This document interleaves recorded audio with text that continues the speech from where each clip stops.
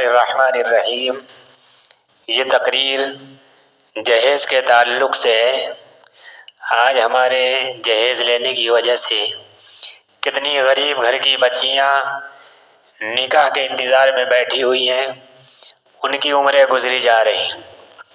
اس لیے آپ لوگ اس تقریر کو پورا سنیں اور عمل کی نیت سے سنیں، اور اگر اچھی لگے تو جتنے آپ کے جان پہچان میں ہوں ان تک ضرور اس ویڈیو کو بھیجیں، اور تاکید کے ساتھ ان کو کہیں کہ آپ اس تقریر کو سنیں۔ اور یوٹیوب میں اسلامی چینل آوازی پور فتح پور کے نام سے ہمارا ایک چینل ہے، وہاں پر جا کر جتنی ہماری ویڈیو ہیں آپ سن سکتے ہیں، اور اس کو لائک بھی کریں۔ ہر شہر ہر گلی میں ہے چرچا جہیز کا، دنیا میں یہ رواج ہے اچھا جہیز کا۔ لڑکے کا جنم ہوتے ہی باپ کہتا ہے فخر سے، 10 لاکھ کا ٹکٹ ہے یہ بچہ جہیز کا۔ لڑکی کے والدین کی نیندیں حرام ہیں، جب سے سنا ہے شہر میں چرچا جہیز کا۔ نوجوان دوستو، ذرا غور کیجئے اور اپنے معاشرے کا جائزہ لیجئے کہ آج ہمارا نکاح بھی ہادی عالم صلی اللہ علیہ وسلم کے مبارک طریقے سے کتنا میل کھاتا ہے۔ آج شادی کا مسئلہ ایک اہم مسئلہ بن گیا ہے۔ غریب ہو یا مالدار، دیندار ہو یا بد دین، شادی کے مسئلے میں ہر ایک پریشان نظر آتا ہے۔ حضور اکرم صلی اللہ علیہ وسلم اور صحابہ کرام نے کتنی آسانی اور سادگی کے ساتھ عمل کر کے دکھایا تھا، مگر آج شادی ہی سب سے مشکل امر بن کر رہ گئی۔ میرے بھائیوں، سلامی میں کم روپیہ ملنے پر، زمین و آسمان ایک کرنے والے، معمولی سامان نہ ملنے پر لڑکی کے گھر والوں کو بدنام اور ذلیل و رسوا کرنے والے جہیز جیسی مہلک مرض میں مبتلا ہے۔ ارے اپنے پاس دولت ہوتے ہوئے لڑکی والوں سے ناجائز فائدہ اٹھانے والوں، شرافت انسانیت کا سر عام جنازہ نکالنے والوں، گھبراؤ نہیں، ایک وقت وہ بھی آئے گا کہ جب تمہاری جوانی کا جوش سرد پڑ جائے گا، ولولے جذبات تکبر غرور گھمنڈ خاک میں مل جائیں گے، اپنے لیے ہوئے پر نادم اور شرمندہ ہوں گے، مگر وقت نکل جانے کے بعد کچھ حاصل نہ ہوگا۔ تم نے جیسا گندا ماحول اپنی شادی میں کیا تھا، اسی ماحول کا اثر تم اس وقت محسوس کرو گے جب تم اپنی جوان لڑکیوں کے رشتے لے کر کسی دوسرے کے دروازے پر جاؤ گے اور لوگ تمہیں اپنے دروازے سے دھتکار کر بھگا دیں گے۔ دوستو، آج کتنے صوبوں میں غریب مسلمان اپنی لڑکیوں کو ارزاں قیمت پر بیچ دینے پر مجبور ہو گئے۔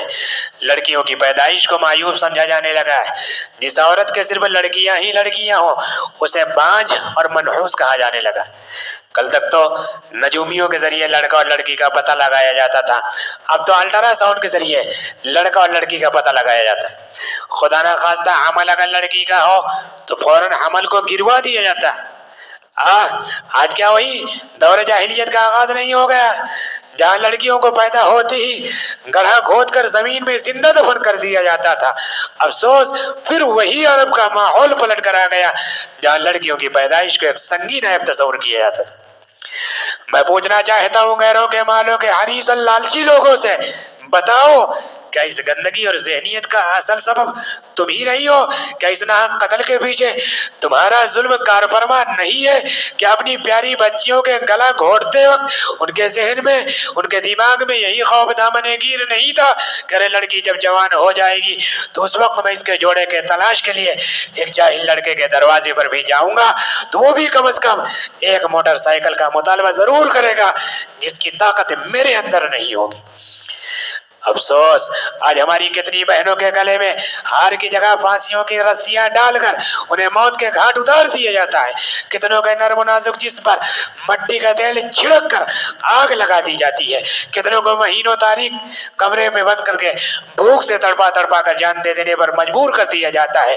بہت سی نوجوان معصوم بہنیں اپنے مستقبل کے ہولناکیوں سے گھبرا کر اپنے گلے میں پھانسی ڈال کر خودکشی کر لیتی ہے۔ آخر ایسا کیوں ہو رہا ہے؟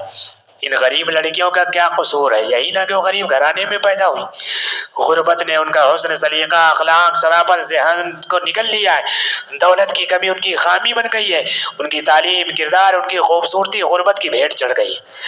آج ان کی تمام اچھائیاں بھی انہیں خوشیاں نہیں دلا سکتی، کیونکہ آج کوئی ایسا حاتم تائی نہیں جو انہیں غربت کے دلدل سے نکال سکے، ان کے زخمی دل پر مرہم رکھ سکے، ان کے گرم گرم بہتے آنسو کو محبت بھرے ہاتھوں سے پوچھ سکے، اور ان کے اجڑے ہوئے پرانے چھپر سے انہیں نکال کر آرام و سکون کے محل میں لا سکے۔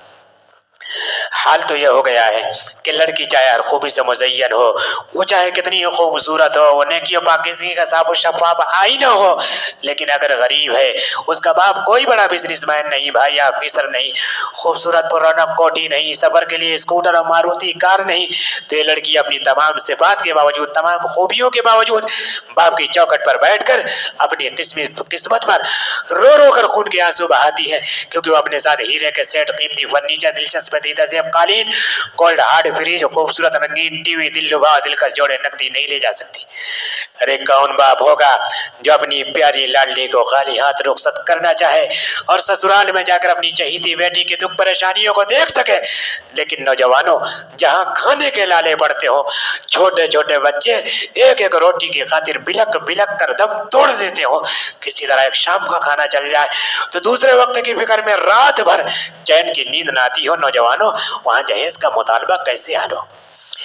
دوستو، ماں باپ کے پاس جہیز کی استطاعت نہیں، جہیز دینے کی طاقت نہیں ہے، تو اس پر معاشرے کی ستم ذریعہ بھی دیکھی ہے کہ اگر شادی میں تاخیر ہو گئی تو لوگ طرح طرح کے سوالات کر کے طعنے کستے ہیں اور کھٹے کھٹے جملے سنا کر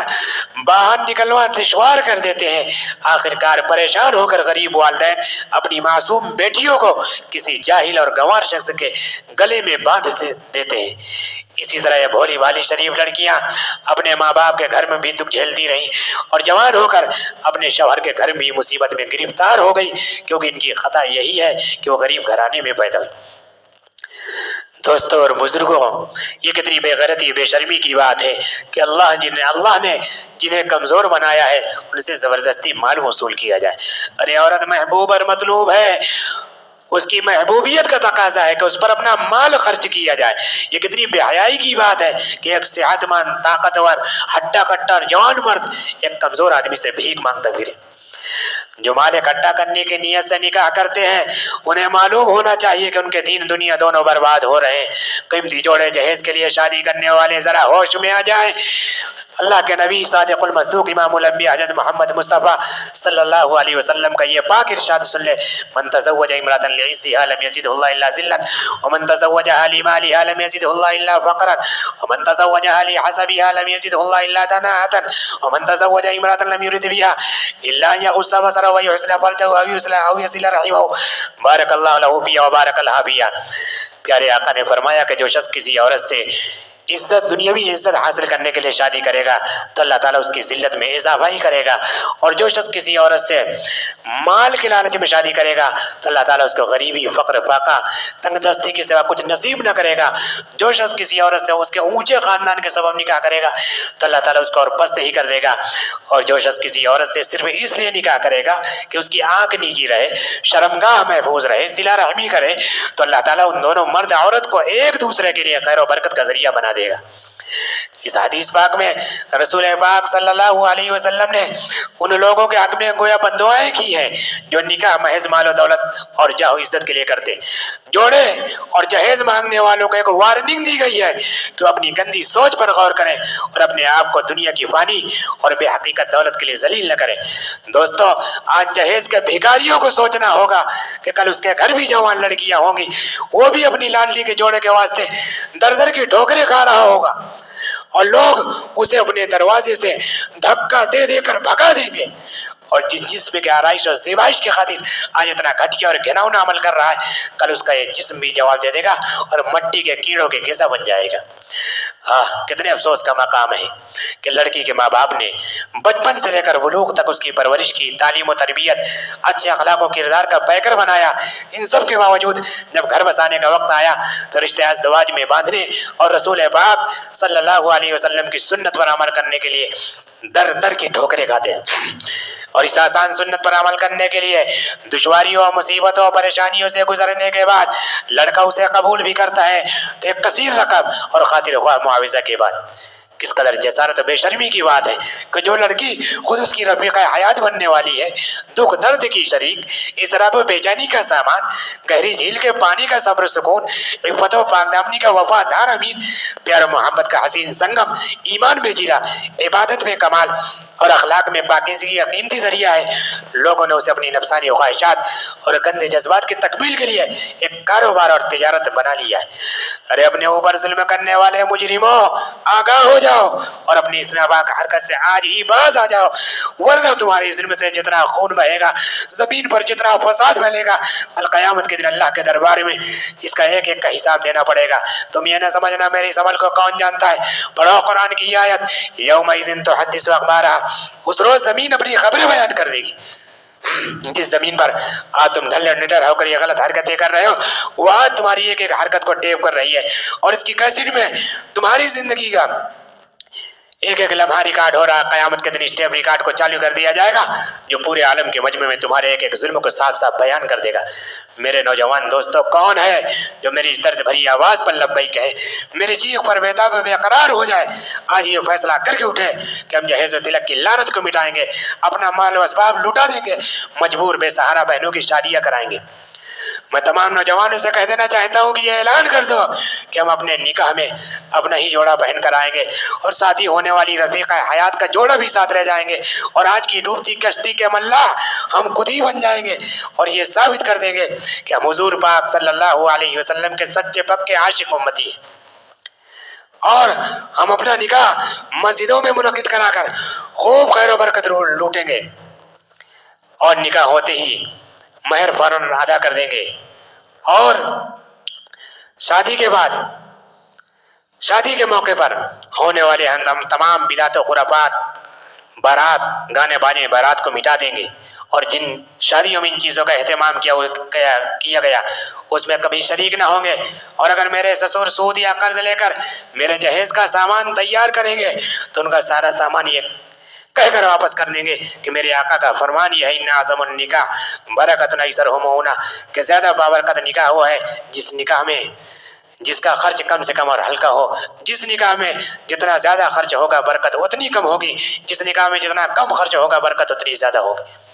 بزرگو دوستو، آج ہمارے جہیز لینے کی وجہ سے غریب بچیوں کے نکاح رکے ہوئے ہیں۔ اللہ کے پیارے آقا نے فرمایا کہ نکاح کو آسان کرو، زنا کو مشکل کرو،